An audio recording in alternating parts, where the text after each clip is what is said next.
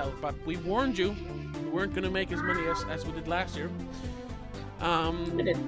Yeah, but we're back, and this is, of course, the podcast where we talk about new and slightly less newer movies, and we don't care about spoiling them because, duh, it's the Spoilercast.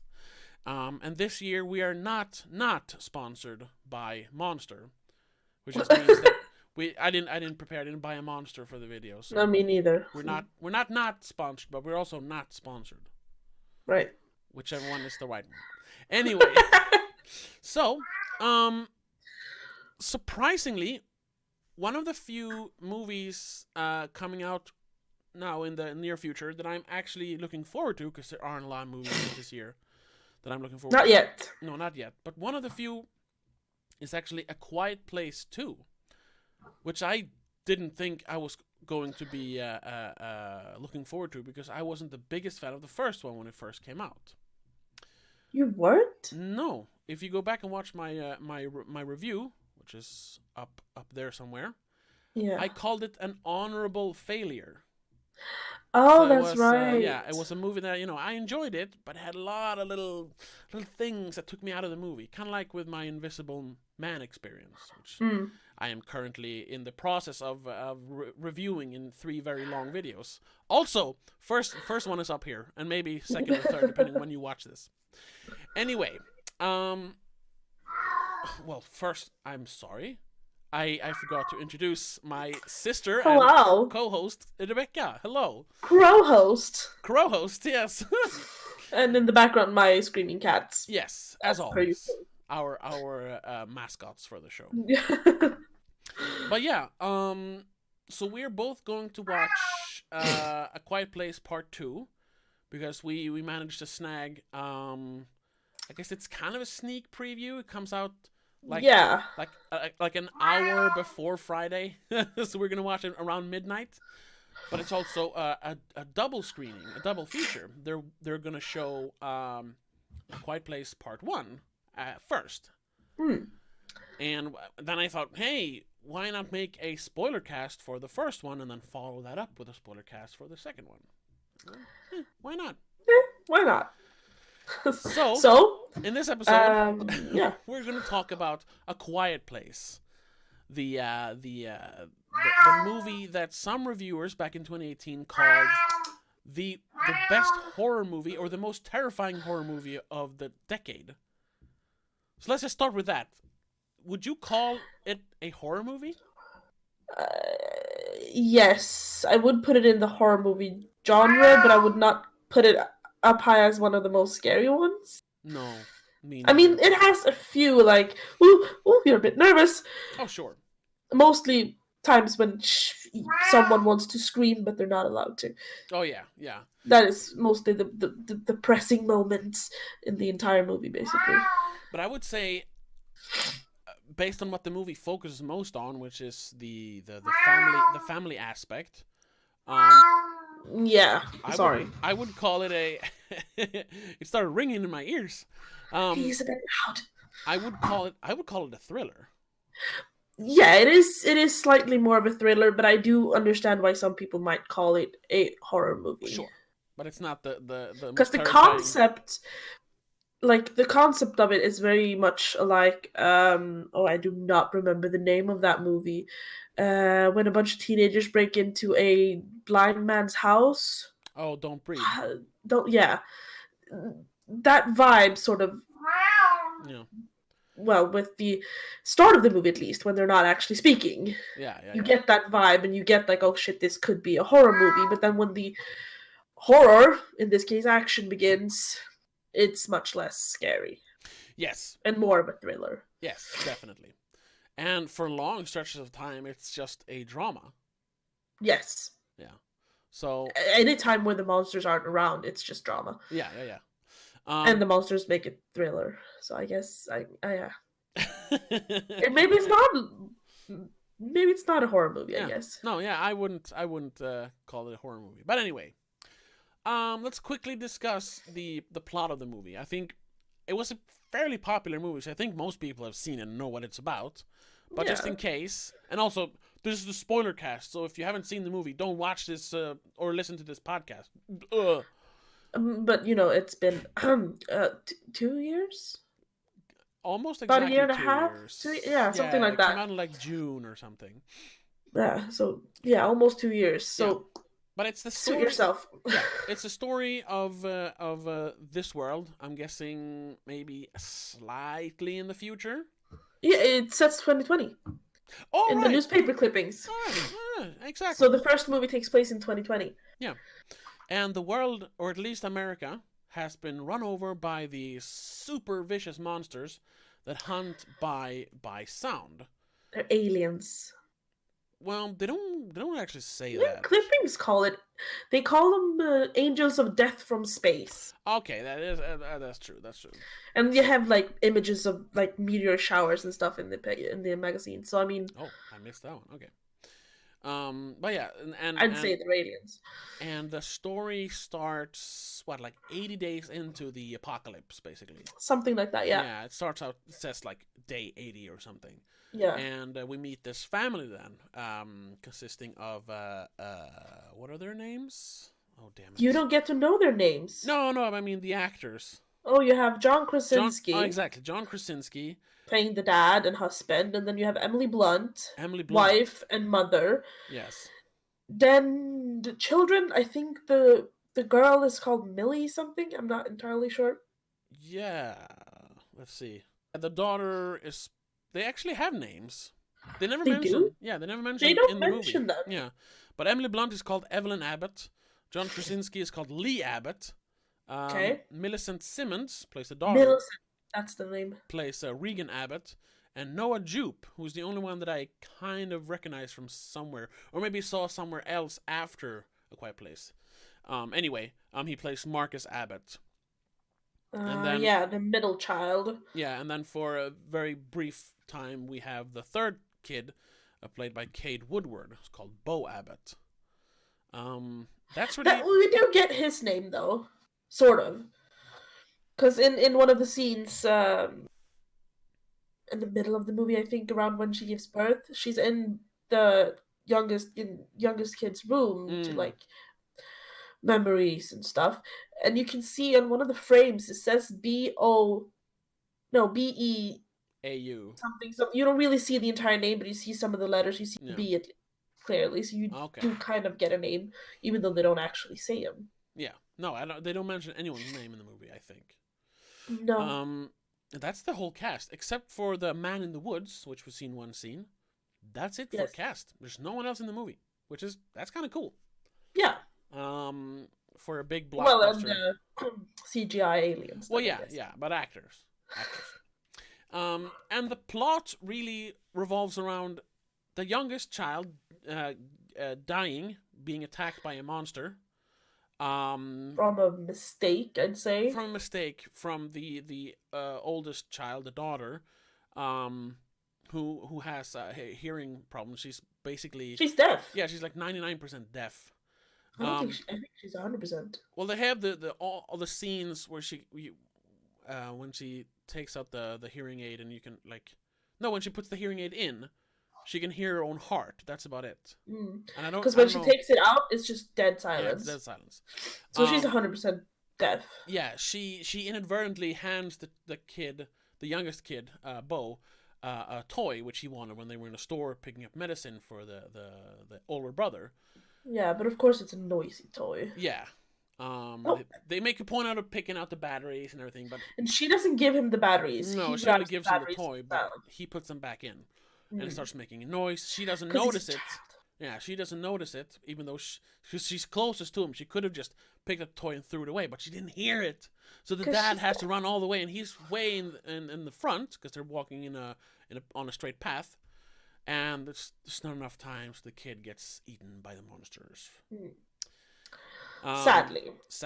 And that's the premise of the story, though. I mean, that's the first scene, and then they cut to like 400 days later. Yeah, it's been a little over a year since it started. Yeah. So it's about a year since after that. I think it says 460 something days. Yeah. And that's really all the plot. That's kind of interesting. Like talking about the story or the plot in this movie, there really isn't one. We're introduced to the characters. We're introduced to their way of life, how they've like really managed to create a comfortable living, I would say. Yeah. They have a big, nice house with electricity, which they don't use too much of, but they still have it. They collect and cook food. They have like rooms. They play board games at night, but switching out all the plastic modified. Yeah, for little felt pieces. And you know, it's just they've created a way of life, a normal way of life in this. I would still it isn't a post-apocalypse. It's kind of It's still in the apocalypse. Yeah, I would say because the world is still sort of ending. But the way they're living kind of looks like post-apocalyptic. Yeah. As for them, it's so quiet and calm. Yeah, and it's also they have this system with a bonfire set up on grain silos to try and contact other people, but also the father Lee John Krasinski trying to build a shortwave radio to try and contact people and trying to reach further out. I think the neighbors that have silos as well, they're all like kind of comfortable in their place. That's why they light the fire to show that everything's fine. Oh, so you're saying that there are like the farm next to them have people in it? I think so, because they light the fires. Oh, that's true. You can see at least two other silos burning. Yeah, and he lighted it. That's true. Yeah, he didn't light those. He only lit his own one. Yeah. True. Okay. So there are people. So around. There are some people nearby. I mean, the old guy in the woods is also proof to that somewhat. That's true. Yeah, but though he goes crazy because his wife just got mauled by an alien. Yeah. But they can't really reach people outside of their close neighborhood, so to speak, I guess. And the city's more or less empty.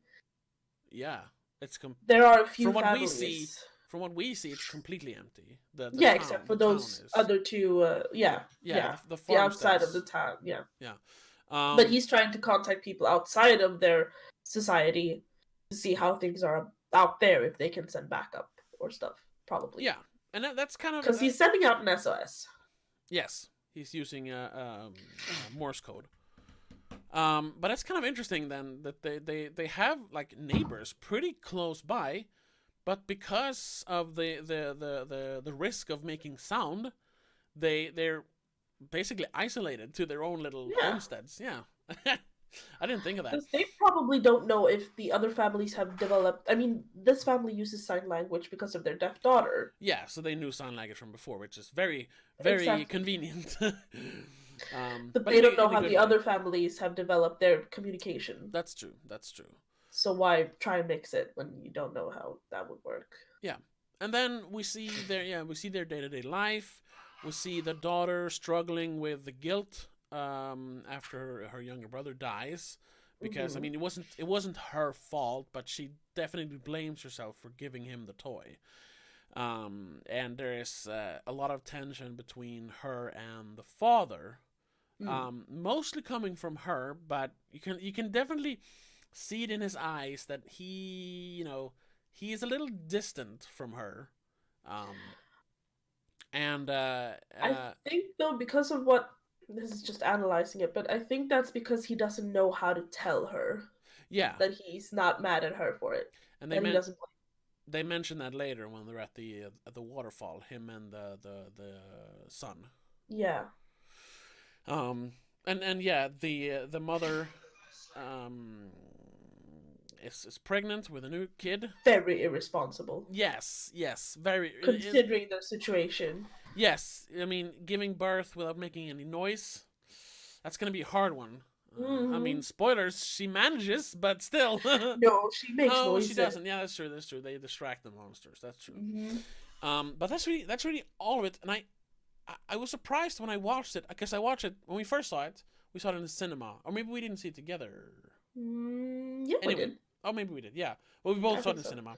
But this time we watched it on Netflix. So I was kind of keeping track of the time, and the movie's 1 hour and 33 minutes, which is very short, which is very nice. Yes, I love movies, but I don't want them to be long. I want them to be short. I want to get them over with. It's weird. A good story don't need 3 hours to be told. Also, that is true. Very true. Take that, Avengers. Anyway, yes. So the movie's an hour and 30 minutes. And after the first, 40 minutes, it's still just set up. They're setting up the family, the way of life, and everything of that. Yeah. And then there's one inciting incident which brings the monsters to the farm. And this is during when she the mother steps on the nail, which when she's doing laundry earlier in the movie, and her laundry sack or whatever gets caught on a nail in the staircase down to the cellar, and she manages to bend it up without noticing it, which is a little straight up. Yeah, straight up. But then she's walking down there to do something, and she's reminiscing about the child. That's why she's holding the picture frame. Yeah, the picture frame. And she steps on the nail, fully just, it just straight through, through. Yeah. Oh, and she manages to not. She makes a sound, but that's about it. Barely. Yeah, but she drops the picture frame, and it smashes on the ground, and that's enough sound for every monster around there to hear them, and they know that there are at least 3 monsters in the area. Mm-hmm. The dad has been mapping. He is all the surveillance cameras, and he's trying to figure out how you can actually kill them, because they're basically unkillable. That's what the news clippings and his research has found. Yeah, something about bullets won't hurt them, or something is one of the headlines. Yeah, a very strong armor plating, like exoskeleton. So this alerts the monsters to her location, and at the same time, she goes into labor. That's right. Yeah, and at this moment, the daughter. She goes into labor when she's upstairs looking at the picture frame, I think. Right, and she goes down to turn on the light. Yeah, to turn on the light. To turn them red. Yeah, to try and contact them, or warn them when they come back. So the father and the son, they're out fishing. In one of the few scenes where we actually hear them talk, because when they're by the water, they can use their regular voices, because the water is this constant sound which masks them. It's louder than them. Yeah, and they even step into the waterfall and they can scream. And that's when the father and son talk about the older sister, and and their relationship. Yeah, and the son asks, "Do you blame her?" Of course not. So do you still love her? And he waits for a millisecond and then says, "Yes." So there is. I like that there is a little bit of tension, but of course he loves his daughter. Of course he doesn't blame his daughter. I mean, if anything, let's get into that after we finish the story part of this. Yeah, one of my big gripes with this movie. But yeah, and the son says that then you should tell her, because that's basically what he hasn't done. I mean, he's kind of pushed her away a little bit. Because he doesn't know how to handle the situation. Yeah, the big thing just before they go away is that the son doesn't want to go, but the daughter does. Yeah. But dad says, no, she can't come with us. Yeah. I'm not going to take her. Yeah. And she gets mad. Yeah, because she really wants to go. Yeah. And she takes that as, oh, you don't trust me. Yeah. But you don't believe I can do anything. Yeah. Sort of thing. I mean, I think he mostly does that because she can't hear. Yeah. And I mean, if danger was coming from behind or something, and she's not equipped to handle that. No. No, she wouldn't be. No. And so I understand it, but yeah. Yeah, and also she's the oldest. So if the mother needs help, especially being 9 months pregnant at a time, if she needs help with anything, it's the daughter that can help her with it. Yeah, because scaredy cat brother wouldn't be able to do it. No, he would just start crying probably. Look here, son. A child is coming out of my vagina. Help me. He was like, no. Yeah. That makes sense. And that leads up to, hello, mister, don't sniff the mic, please. That leads up to the daughter actually running away, more or less. Yeah. She first goes to mourn the younger brother. They've put up a memorial at the place where he died. In the middle of the road. Yeah, where he died.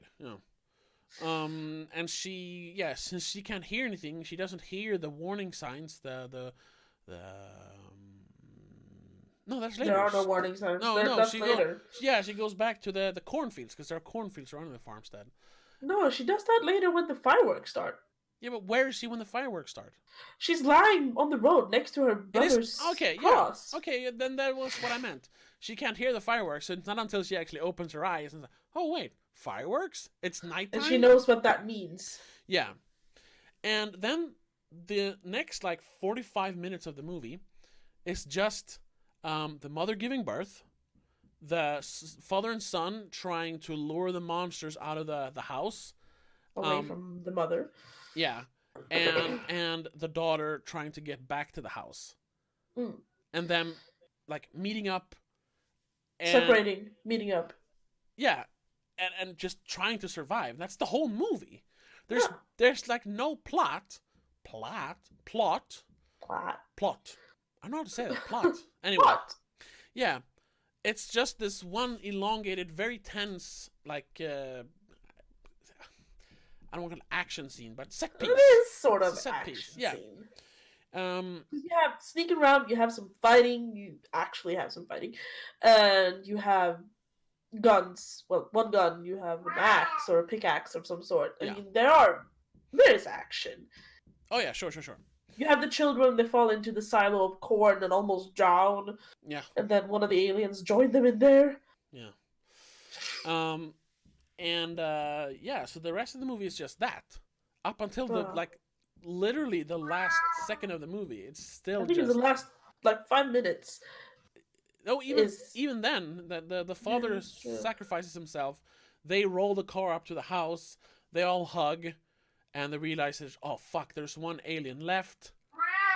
Yeah, and he's inside the house. Yeah, and they have to fire the gun to kill it because we'll get to that. They figured out a way to harm it, and then they see the other aliens coming.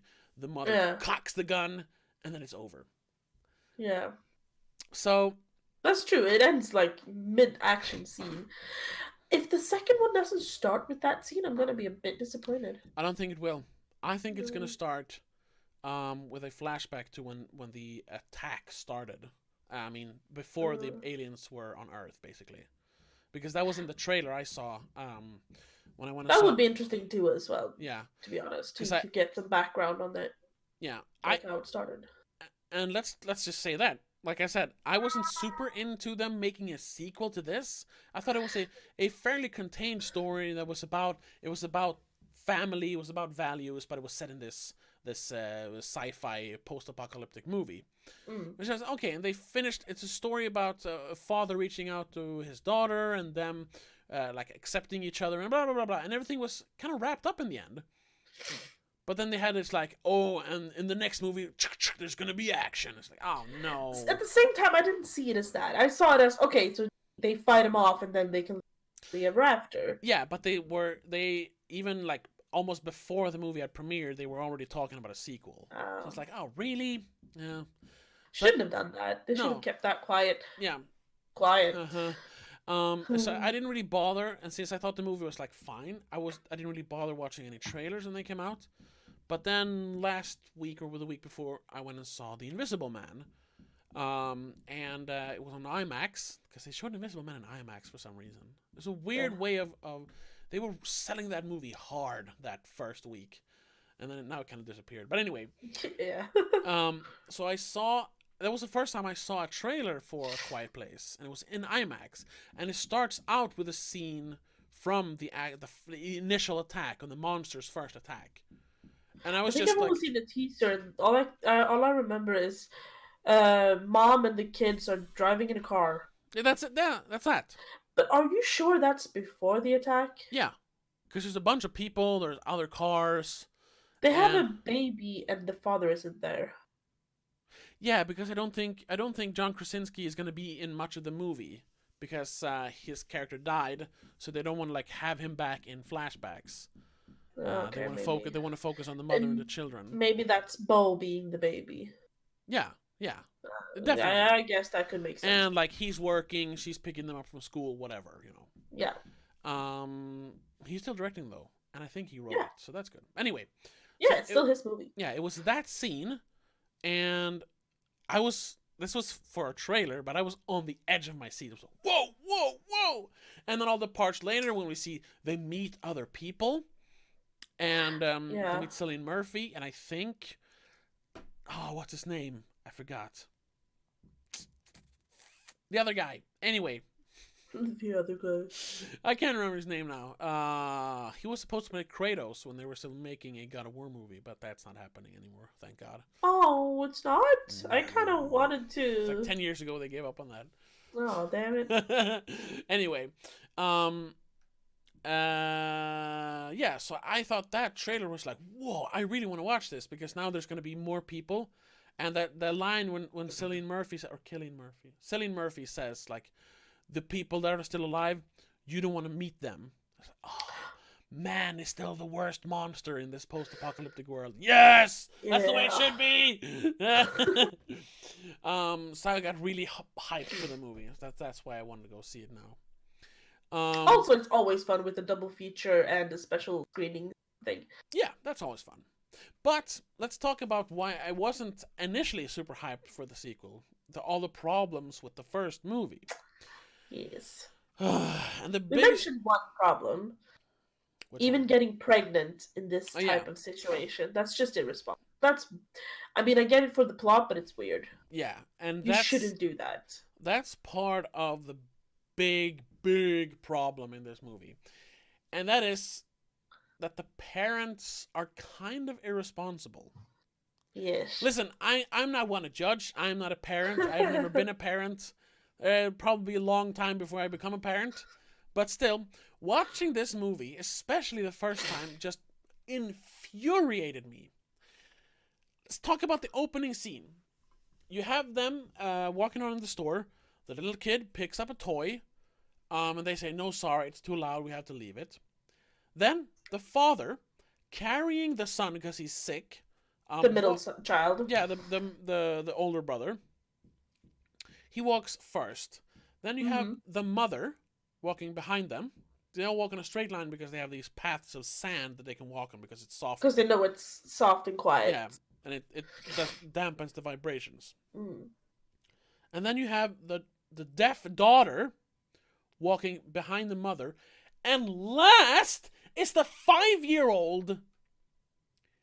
Why is he last? Why isn't he, like, holding his mother's hand or her carrying him the way the father carries the older brother? Or at least walking in front of the mother. Yeah, why isn't the deaf daughter in the back? She's supposed, other than she shouldn't be in the last place either. The mother should be last. No. One parent in front and one in the back. Like you do with the kindergartners. Okay, you have a teacher in the front and a teacher in the back, and probably one in the middle if you have enough. Sure.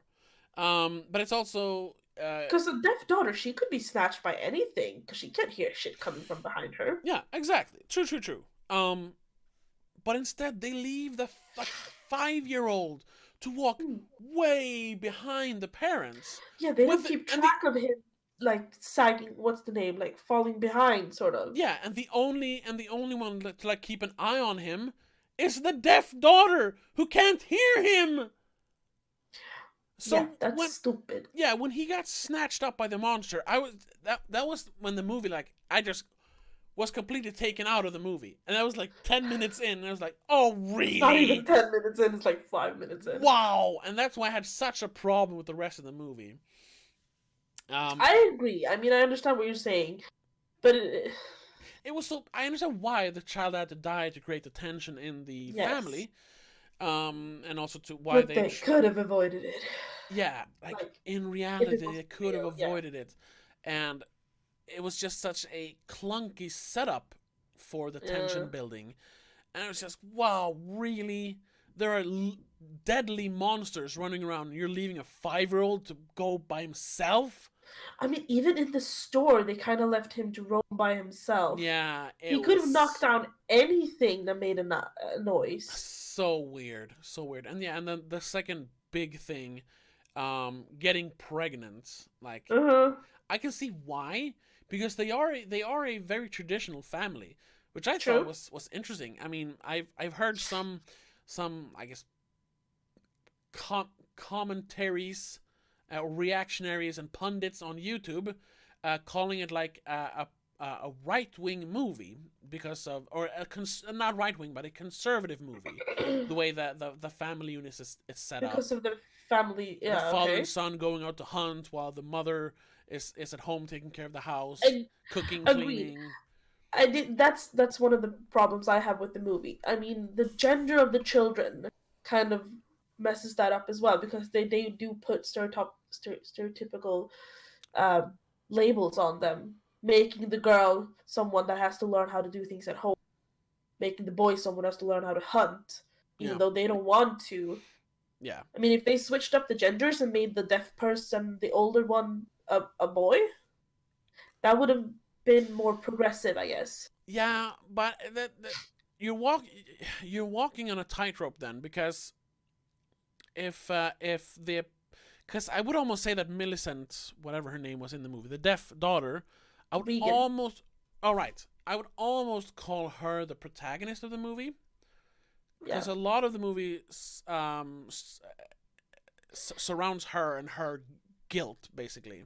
I mean, And everyone, she is the savior of the day, more or less. yeah, um, and So yeah, that's true. You would have gender swapped that bit and made it look like, oh, it's only guys who can be heroes. yeah, so that's part of it. Then there's also the fact that um, because you want her to be the protagonist, she has to be the one that goes through the trauma and The has to, hardship. yeah, the hardship to become, it's part of the hero's journey. They don't Yeah, follow that's that true. strictly, but it's part of it. And that's why she gets kind of rejected by the dad. Otherwise, he probably would have brought her, but he is kind of having trouble with her because of what happened, even though he He's still having loves a her. hard time handling her and handling the situation she Yeah. is in. So even though their son is kind of the weaker one, he still Mm-hmm. picks him. So I don't think Because that I is mean, a I don't think yeah, that is a choice, like them being a conservative family. I think that's just part of the dynamic in the script. But I mean, yeah, there are some other things, like they say grace, and they definitely they have that family dynamic other than just doing it for the script and the tension. They have very traditional roles in the family, which yeah. You don't see the dad barely cooking or cleaning or yeah, doing anything. He works with technology and he works outside yeah, while the which, mother does the cooking and cleaning and laundry and all that. which I just kind of get off the political aspect of it, but I just at the end, I think that's fine. Yeah, I mean, to each their Especially, own. yeah, and especially since she is pregnant when the movie takes place, like Yeah, having that's her true. go out and hunt. No, No, yes, you shouldn't do that. So it's better that she takes care of the house while he yeah, no, I hunts her. agree. Yeah, I mean, there's but there's there's two sides to this. Like we said, it makes the making the deaf person being a girl and making that sort of make her look weaker is negative in a way, but the other side of the coin in this case, that she can actually become the hero, then is the positive side of it. So exactly. I think yeah, there's always going to be positives and negatives to this kind of thing, yeah, though. but I think they balance that pretty well. They do. So I wouldn't call it a conservative movie. No, I it just know. it's slightly traditional, but Yeah, also that's an American stereotype, sort of. yeah, You still have a lot of non-conservative people in American movies saying grace and stuff. yeah. Um, and I also think that it's a good thing that they didn't like force some progressive message into the movie, like, oh, girls can be strong too, like making Yeah, it a thing. Instead, yeah, just sticking to more traditional roles, but showing that there's not really any disparity between the sexes or the genders, like, no, because without any question, the daughter becomes the hero. The mom picks up the shotgun in the end. It's not like, oh, look at us girls, we can do whatever the guys can. It's they don't do it like they do it. no. It's They very just do it by organic. nature. Yeah, Yeah, and that makes it much better than like all these like super feminist movies that like overdoes it. Fucking Captain Marvel. God yeah. damn it! But that's last year. We don't have to talk about that. But No, you that's see what I fine. mean? Yes, and we're both on the same side of that. We Yeah. know that because we're not outspoken feminists, No. and we will never be. No. We agree on equal whatever, do the fuck you want to do, Yeah. kind of thing. I call myself an egalitarian, even though I like that word. That's what I use as well. yeah, even though like super duper feminists would say that makes me a sexist, but that's still, I just want it to be equal. How is that sexist? You do you, as long as you don't hurt anyone. Exactly. Anyway, Away from the politics. enough of the gender politics stuff, because it's not even a big part of the movie. I just really. remember that being, it's something that people will notice, or probably. Yeah. And I mean, yeah, it is. It's there. I mean, you can't ignore it. Which is, but it's not what makes or breaks the movie. No. But it's also kind of fun that in a Hollywood movie, having even the slightest hint of like right wing politics in your movie is like, whoa. So I thought that was kind of fun. Yeah. But where were we? There's not much else to talk about in this movie, though. No, yeah. I mean, you have, for a first time script and directing, yes, he did a great job. It's pretty damn good, and no problem with that. I definitely appreciated the like the slow pace of that first half of the movie, especially since it's supposed to be a horror movie. I really like that they focused so heavily on the characters. It's basically a character study. And I like how they didn't shortcut the quiet thing. No, yeah, it's like, oh, when we're in this room, we can speak how much we want. No, it's actually quiet. They only use sign language. They are silent. Yeah. Any noise scares them. I like that. Yeah. I did, however, notice, because when I watched it now the second time, I watched part of it on my lunch break at work. So I was watching it with headphones, and I watched it with English subtitles. Otherwise, they don't subtitle the sign language. I didn't even think of that. Yeah, it was like, oh, I might have had it in English. I don't know. Anyway, so I sometimes when it was like quiet in the movie and they were talking, you could hear them mouthing the words they were signing. I mean, that's a thing.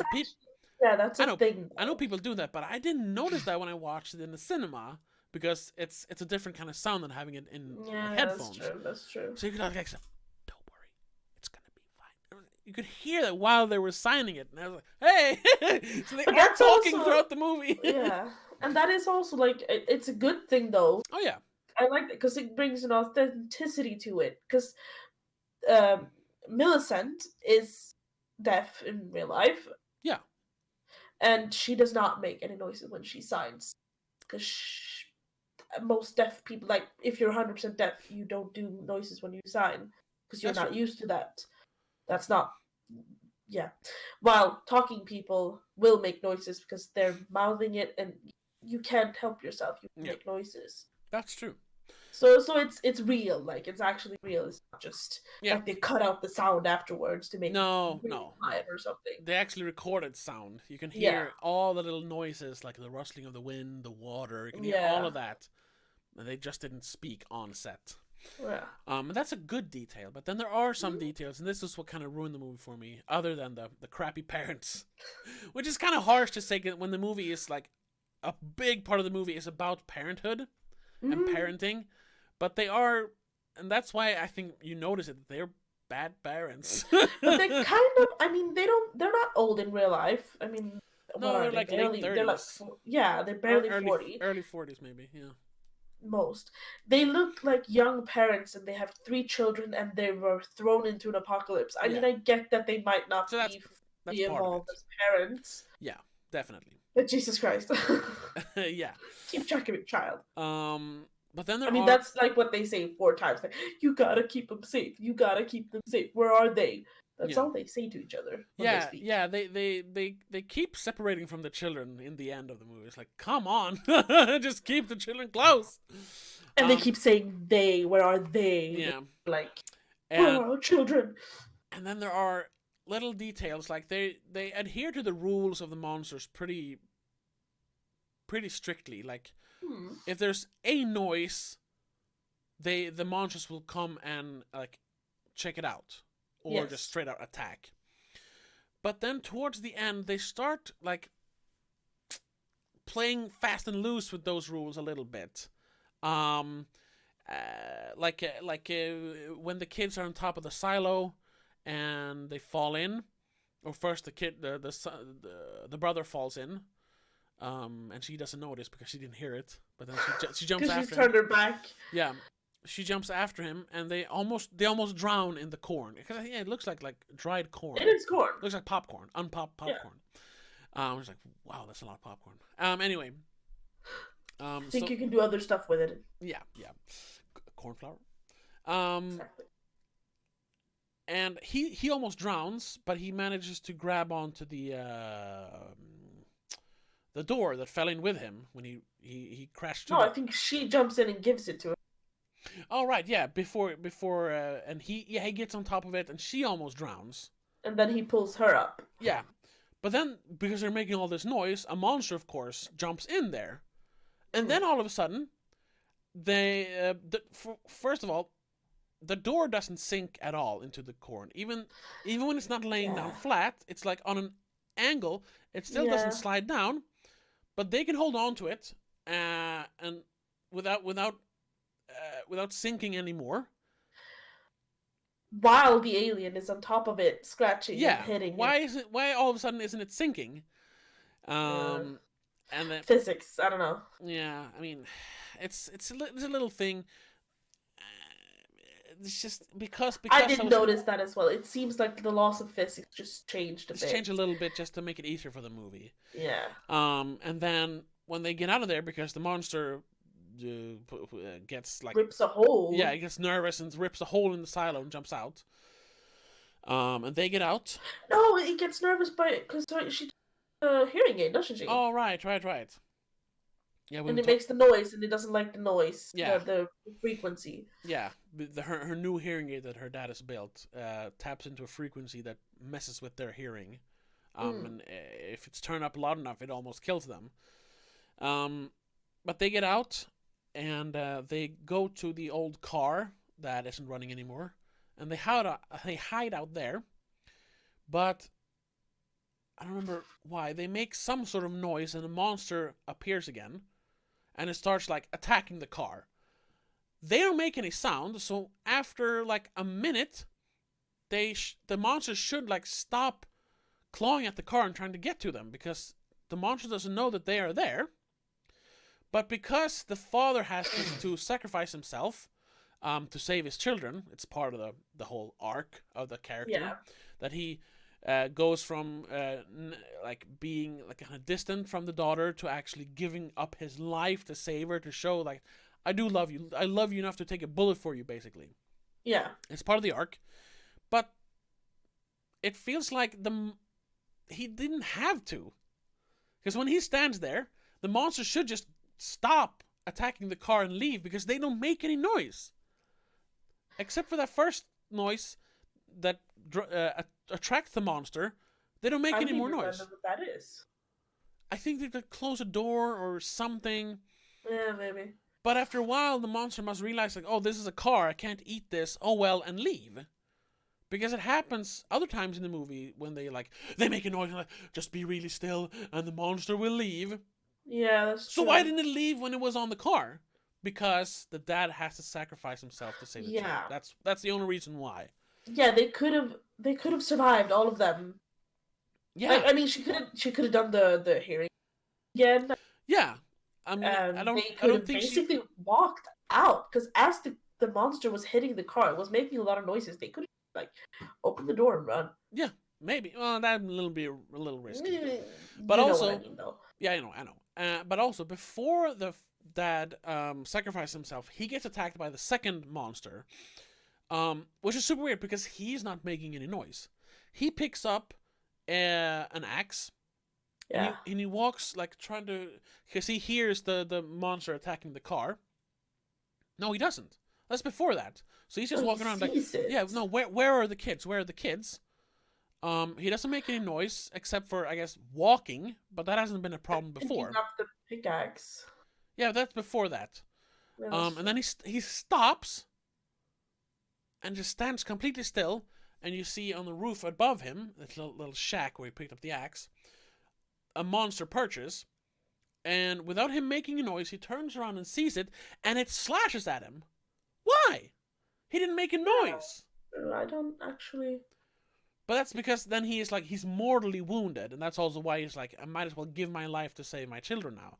So it's after that he's like, oh! So the monster goes after him. The second weirdest scream in any movie. Yeah. And the first one is from Pet Sematary. Which one in Pet Sematary? When the child gets run over by the truck and the father kneels and goes, no! Yeah. The weirdest effing scream. That and maybe Darth Trolls 2, but I won't count that as a scream because that's, I don't know. Oh my god. Yeah. John Krasinski, I don't know. I don't know, he was the director, so maybe he really poured his soul into that scream and didn't think about it. But if I was directing, I was like, that was great, John. Let's do it again. Because that was a weird scream. It's just a little nitpick. It's a nitpick. Who cares? He screams weird. His guts is falling out of his stomach. Maybe that's all he can muster. I don't know. I know. But it's just, in the moment, it sounds weird. It's like, also, he doesn't have to scream. He could just go like, hey, or something. No, he goes, ah. Yeah, no, it's say something. You rarely scream, ah. I don't know. It was weird. But then the monster attacks him. The kid manages to roll the car out of there. You know, that should make a lot of noise, but the monster doesn't follow them. Because they're busy eating. I guess. And then they meet up with the mother. So they realize that there is a monster down in the basement. And that's when Reagan figures out that the frequency in her that's when she understands that the frequency is what's hurting them, that it's affecting them, and she actually puts it up to the speaker system. And I almost wanted it to explode the monster's head like in Mars Attacks. It almost does.